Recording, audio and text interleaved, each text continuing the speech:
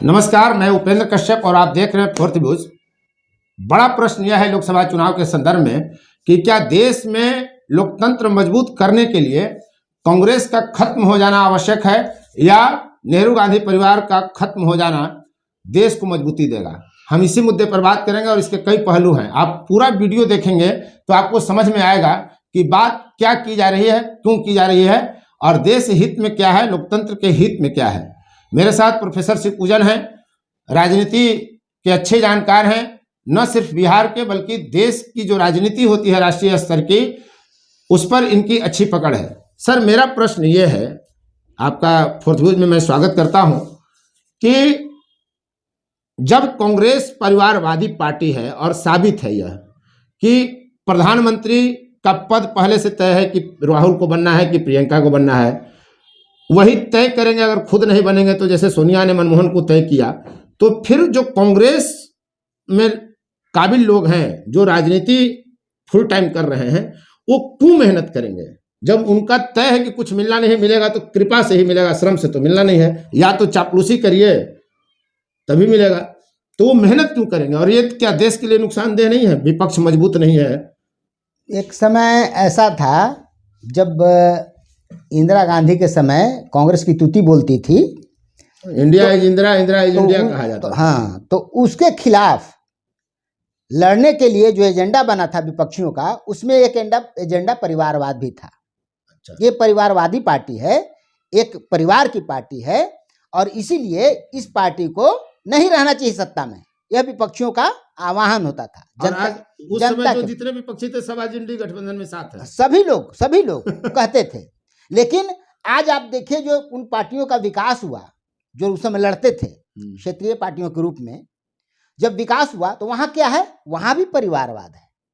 लालू हो, नीतीश हो, मायावती हो, अखिलेश हो, ये सब परिवारवाद की देन है। नीतीश परिवारवाद कहाँ है? क्यों नहीं? इसलिए कि वो समाजवादी थे, समाजवाद अपने हैं।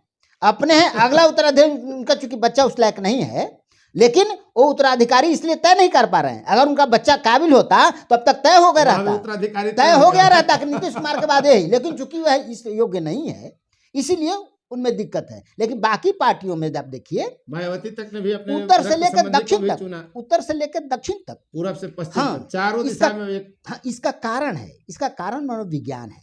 आप देखिए कि भारत की जो विशेषता है भारतीय संस्कृति की, वो परिवार है। परिवार में एक दूसरे के प्रति जुड़ाव बहुत होता है और इसकी प्रशंसा पूरे विश्व में की जाती है। आज विश्व में जब आधुनिकता के कारण परिवार बिखर रहे हैं, सिंगल फैमिली में भी एक अकेला आदमी जी रहा है, वहां आज भी परिवार जीवित है भारत में। तो यह पारिवारिक मोह है, वो हर जगह नजर आता है। एक डॉक्टर अपने बेटा को डॉक्टर बनना चाहता है, एक इंजीनियर बेटा को नेता अपने बेटा को नेता बनना चाहता है। तो यह है। अब इसको आप बुरा मानिए अच्छा मानिए, लेकिन यह है। भारतीय लोकतंत्र के लिए विपक्ष जो मुख्य, देखिए समस्या कहाँ है कांग्रेस के साथ सर, मेरा ये कहना है कि देश में एक विपक्ष मजबूत होना चाहिए, लेकिन कांग्रेस सबसे बड़ी पार्टी होते हुए भी विपक्ष में सबसे कमजोर लगती है। तो क्यों नहीं वहां राहुल, सोनिया, प्रियंका के अलावा दूसरा नेतृत्व उभरे? जो युवा नेतृत्व उभर रहा है छोड़ के इनको चला जा रहा है। जैसे देखिए कांग्रेस में भी कई बार टूटन हुआ, सिंधिया से देवड़ा तक वही स्थिति है। कांग्रेस में कई बार टूटन हुआ, कांग्रेस टूटी। क्यों टूटी? इसी के चलते टूटी, क्योंकि एक परिवार का दबदबा था। तो जो भी उसमें से दबंग निकले, तेज निकले, तो उनको लगा कि यहाँ हमारी गुंजाइश नहीं है, तो उन्होंने अलग बनाया। लेकिन उस टूट के बाद फिर वही परिवार मौजूद होता है राजनीति में। दूसरे जो टूटा हुआ अंग है वो खत्म हो जाता है। तो ऐसा नहीं है कि कांग्रेस के अंदर विद्रोह नहीं हुआ है, लेकिन सफल नहीं हुआ। तो सफल नहीं हुआ, इसका कारण क्या है? उसको जनता बुरा नहीं मानती है। प्रॉब्लम यह है, इस परिवारवाद को जनता कहती है कि बाप बेटा के न बन तोरा बना तो ये मानसिकता है। हाँ, ये मानसिकता है। तो जनता उसको बुरा नहीं मानती है, यही से कांग्रेस सरवाइव कर जाती है। ये बात है और इसीलिए यह लोकतंत्र के लिए अच्छी बात नहीं है। इस तय है, लोकतंत्र के लिए अच्छी बात है ही नहीं। और वीपी सिंह एक बार बोले थे कि अगर भारत में लोकतंत्र को मजबूत होना है तो दो काम होना होगा, एक तो परिवारवाद से छुटकारा और दूसरा कांग्रेस के विरोध में कोई लोकतांत्रिक पार्टी होनी चाहिए, न कि वो भाजपा और वामपंथी जैसे पार्टियां। कोई लोकतांत्रिक पार्टी होगी तभी यहाँ का लोकतंत्र मजबूत होगा। और इसीलिए भारत में अगर लोकतंत्र को खतरा है परिवारवाद से, तो उतना ही खतरा है कैडर वाली पार्टियों से भी है। ये स्थिति है। तो कैडर वाली पार्टियां कैसे नुकसान कर रही हैं? और फिर भारत में लोकतांत्रिक पार्टी आप किसको मानते हैं? नुकसान इसलिए करती हैं, वामपंथी पार्टियां भी कैडर बेस हैं। हाँ, इसका कारण है, कांग्रेस भी कैडर बेस हाँ, है। इसका कारण है कि जो वामपंथी पार्टियां हो या संघी हो, इन लोगों को लोकतंत्र में विश्वास है ही नहीं। एजेंडा है भाजपा संघ का, एजेंडा है मनुस्मृति। हमारा संविधान मनुस्मृति है, बताइए उसमें लोकतंत्र कहाँ है? वामपंथियों का एजेंडा मार्क्सवाद है, बताइए उसमें लोकतंत्र कहाँ है? शी जिनपिंग जैसा आदमी आजीवन अपने को राष्ट्रपति घोषित कर लेता है, तो उनके एजेंडे में ही लोकतंत्र नहीं है। दिक्कतें हैं, मतलब इसीलिए दिखाने के लिए एजेंडा लोकतंत्र होना चाहिए, करिए चाहे जो करना है। उनके एजेंडे में ही दूसरे को तो एजेंडा है भी, लोकतंत्र का नाम भी लेते हैं, तो खुला कहते हैं कि हमको लोकतंत्र में कोई विश्वास नहीं है। इलेक्शन में विश्वास ही नहीं, सिलेक्शन में विश्वास है। संघ में इलेक्शन कहाँ होता है? सिलेक्शन होता है। वामपंथ में इलेक्शन कहाँ होता है? दिखाने के लिए होता है, लेकिन वास्तव में सिलेक्शन होता है। एक खास कोटी है लोगों की बनी हुई है कोटरी, उसी में से लोग बनते हैं। तो वीपी सिंह ने जो कहा था वो दूरदर्शी आदमी थे, वो आइडियोलॉग थे। किसी में कहाँ हिम्मत हुई आरक्षण लागू करने की? वीपी सिंह ने लागू किया, चाहे जो कारण रहा हो। हाँ, कारण लेकिन उनको उनको समझ में आ रहा था कि सामाजिक समीकरण नया बनेगा, नहीं जो नहीं बनाएगा वो मिट जाएगा।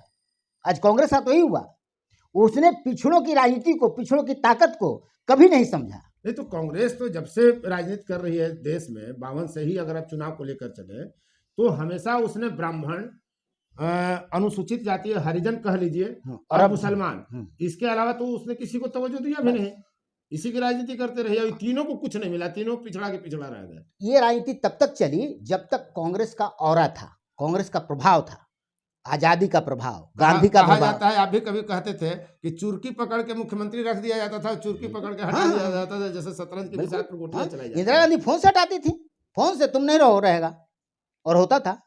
तो कहने का मतलब यह है कि कांग्रेस पार्टी का जो आभा मंडल था, उससे तो चला बहुत दिन तक। वो तो मैंने आजादी के कारण यह दुर्गुण होते हुए भी कांग्रेस चली, और बाकी पार्टियां बहुत शैशवावस्था में थी, इसलिए वो मुकाबला नहीं कर पाती थी। लेकिन आज स्थिति जब आज़ादी के 75 साल हो गए, तो जाहिर है कि समझदारी भी बढ़ी है, जनता में भी, नेता में भी। और इस तरह से क्षेत्रीय पार्टियों का उभरना क्या साबित करता है? पिछड़ों को आपने हक नहीं दिया। उनकी आबादी साहब 50 से 60% है, कहीं कहीं 65% है, आपने उनको सत्ता में हिस्सेदारी नहीं दी। ये बात उन तक समझ में आई, और उनके नेताओं ने इस बात को उभारा, चाहे डॉक्टर लोहिया हों, जगदेव बाबू हों, चाहे कांसी राम हो। इन लोगों ने दलितों पिछड़ों की बात को उभारा, और तब चेतना आई। और यही कारण है, क्योंकि कांग्रेस में जगह नहीं मिली, भाजपा में तो और जगह का सवाल ही नहीं था, तो इसीलिए लोग क्षेत्रीय दल बनाए। इनके पास कोई रास्ता नहीं था। तो ये क्षेत्रीय पार्टियों का जो उभरना हुआ, ये कांग्रेस की नीति के चलते, क्योंकि पिछड़ों की आबादी उतनी है, उस हिसाब से आप उसको हिस्सेदारी नहीं दे रहे हैं, वो कहाँ जाएगा? और लगभग जो नेतृत्व उभरा प्रदेशों में, वो पिछड़ा ही उसमें प्रमुख रहे। बिल्कुल अधिक, हाँ, अधिकतर संख्या पिछड़ों की ही रही, क्योंकि वही दबाया गया था, इसलिए उभरा। तो कांग्रेस क्यों नहीं समझ पाई इस पॉलिटिक्स को? सिर्फ परिवारवाद के कारण, कोठरी के कारण? होता क्या है कि जब सत्ता आते रहती है तो ज्यादा माथापच्ची लोग नहीं करते। चिंतन करना बंद कर किसी की आदत होती है, जब सत्ता आ रही है तो हम, राजनीतिक दल का उद्देश्य सत्ता प्राप्त। हाँ, वो तो हर राजनीतिक दल का और उद्देश्य कांग्रेस को सत्ता आ जाती थी, वो 32-33% वोट लेकर के और सत्ता में आती थी। तो इसका विश्लेषण से क्यों नहीं किया कि बाकी 67% वोट हमको क्यों नहीं मिलता है? अगर इस पर वो विचार कर लेती तो आज भाजपा नहीं आती।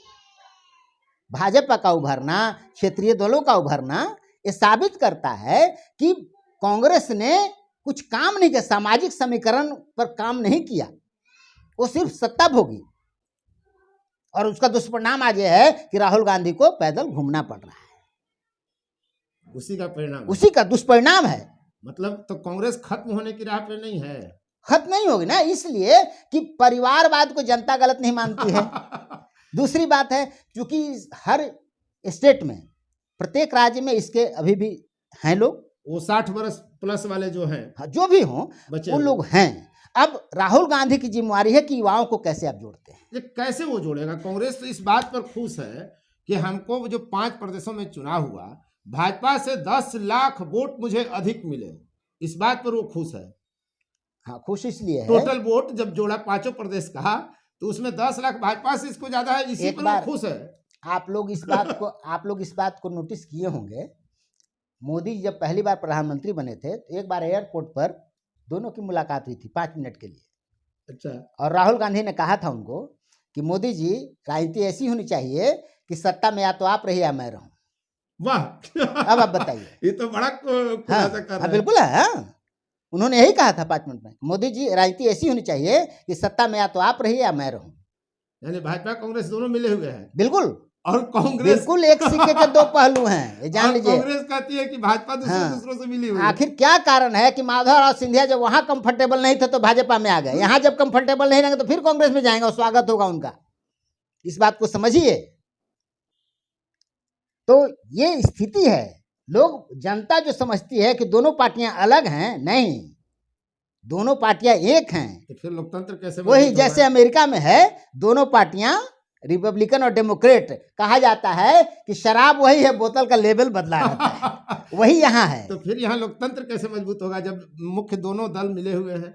एक परिवारवादी पार्टी है, एक कैडर पार्टी है। हाँ, भारत बहुत बड़ा देश है। क्षेत्रीय दलों का उभार जो हुआ, कहीं ना कहीं तो लोकतंत्र को मजबूती दिया हो। फिर कुछ नई बात आएगी। भारत में एक बात आप जान, लोकतांत्रिक परंपरा भी बहुत गहरे है। यहाँ के मिजाज में लोकतंत्र है। यहाँ का जनता जो है, हम भी पाकिस्तान और बांग्लादेश। हाँ, यहाँ का जनता जो है वो खुल के बोलना, अपने ढंग से जीना, ये उसको विरासत मिला हुआ है। इस पर जो प्रतिबंध लगाएगा वो जाएगा, चाहे कोई हो। ये 2 चीज, मौलिक चीज जनता पकड़ती है। हमको बोलने का अधिकार होना चाहिए, हमको अपने ढंग से खाने का, रहने का अधिकार होना चाहिए।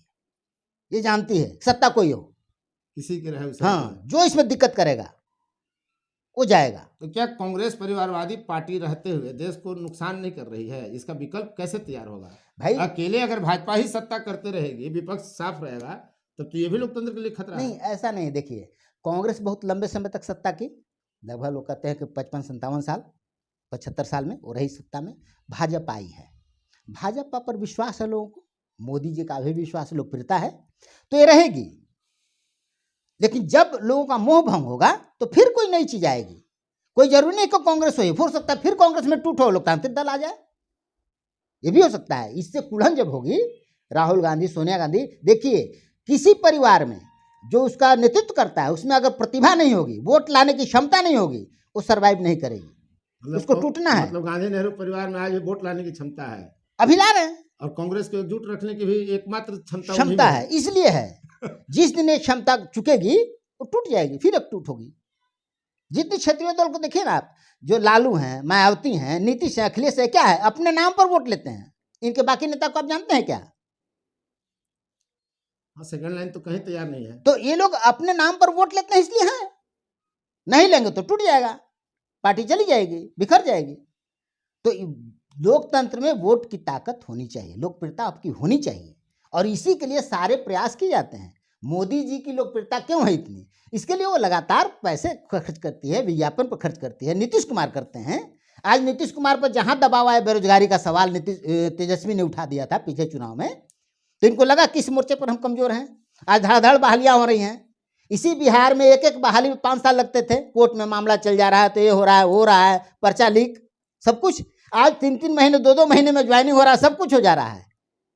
क्यों हो रहा है? मतलब देश के लोकतंत्र को मजबूत करने के लिए कांग्रेस का भी लोकतांत्रिक होना जरूरी है, लेकिन वहां से परिवारवाद खत्म नहीं होगा। नहीं, परिवारवाद खत्म हो सकता है जब टूट होगी, पार्टी में टूट होगी, नया नेतृत्व। सबसे बड़ी बात है कि यहाँ की जनता लोकतांत्रिक है, वो लोकतंत्र पर परिवारवाद पर विश्वास है। हाँ, परिवारवाद को बुरा नहीं, हाँ, लेकिन वो लोकतंत्र भी चाहते हैं। मूल बात यही है इस देश में, इसीलिए परिवारवाद जिंदा है। चाहे वो भाजपा में कहीं कहीं परिवारवाद दिखता हो, चाहे कांग्रेस का परिवारवाद दिखता हो, चाहे सपा, बसपा और राजद और तृणमूल का दिखता हो, मूल बात यही है कि परिवारवाद जिंदा रहेगा। क्योंकि भारत के लोकतंत्र का जो मिजाज है वो आम जनता में है, और वो परिवारवाद को बुरा नहीं मानते। आप देख रहे थे फोर्थ व्यूज, और मैं उपेंद्र कश्यप। उम्मीद करता हूँ वीडियो आपको अच्छा लगा होगा, गपशप अच्छा लगा होगा। यदि अब तक आपने चैनल को सब्सक्राइब नहीं किया है तो चैनल को सब्सक्राइब कर लें, शेयर, लाइक, कमेंट जरूर करें, और कई वीडियो हम प्रोफेसर शिवपूजन के साथ आपके बीच लेकर आते रहेंगे। धन्यवाद। फोर्थ व्यूज, चौथा विचार, बाकी फिर